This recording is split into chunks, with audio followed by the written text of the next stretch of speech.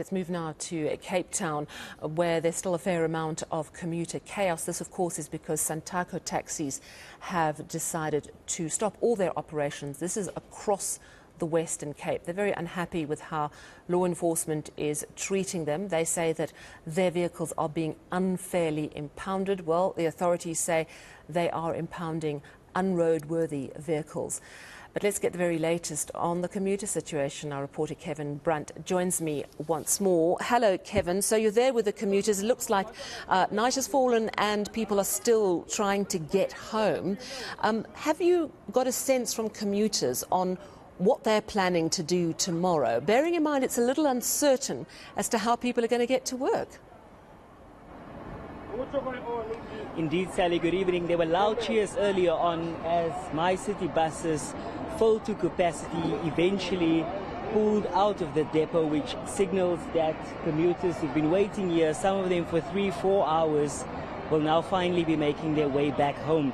There's also a heavy law enforcement presence here as the issue with regard to community safety. And behind me you can see how people are forcing themselves into one of the buses here as they're frustrated, they're tired, they've been waiting here for a very, very long time, uncertain as to when exactly they'll be able to go home. There's also officials here from Golden Arrow who are giving an indication or are trying to guide some of the passengers. It's now completely dark, trying to guide them towards specific buses and to which bus or where exactly they can at least queue in the hope of making it back home. But I'm joined now by one of the commuters, Lucanio, and he lives in Khayelitsha. He works in Woodstock. Lucanio, thank you for speaking to eNCA. Can you just tell us, how did you make your way from Woodstock to here to the central CBD?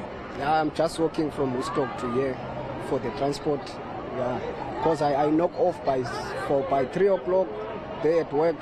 I'm still waiting till now for the transport. And tell me, which mode of transport do you normally use? Do you normally travel by bus? No, I'm using taxi. Yeah, but there's no taxi today. I have to wait here for the bus. I don't no bus coming here till now. Thank you so much for speaking to us. Sally, there you can hear from one of the commuters, frustrated and uncertain about what exactly will be playing out for the rest of the evening. As you can see, dozens of commuters still behind me. They are queuing up here. A lot of them don't normally use bus services, so they get here to the bus terminus and they will have to find their way, not sure exactly where to go for which area here within the city of Cape Town Metro.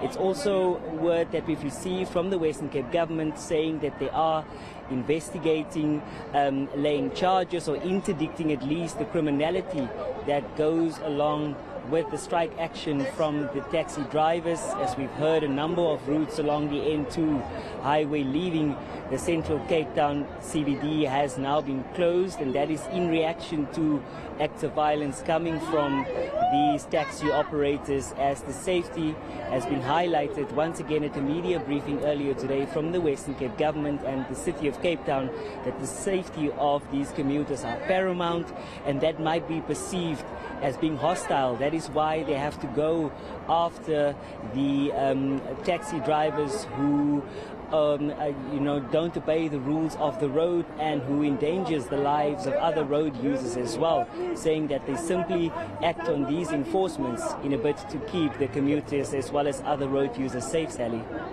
Any word from Santaco? I mean, it's not just a Cape Town shutdown, it's across the whole of the Western Cape. They're accusing the authorities of unfairly impounding, reports that people haven't put their seatbelt on and they get impounded. I mean, who knows where the truth lies on this one, but any indication from Santaco on what's going to happen tomorrow, or whether there's any plan at all to perhaps continue negotiations? Sally, it's unclear at this stage as to what process will exactly unfold tomorrow morning. It was also an unexpected turn of events this afternoon when we saw the minibus taxis, having a go slow or drive slowly on the M2, trying to block some of the traffic.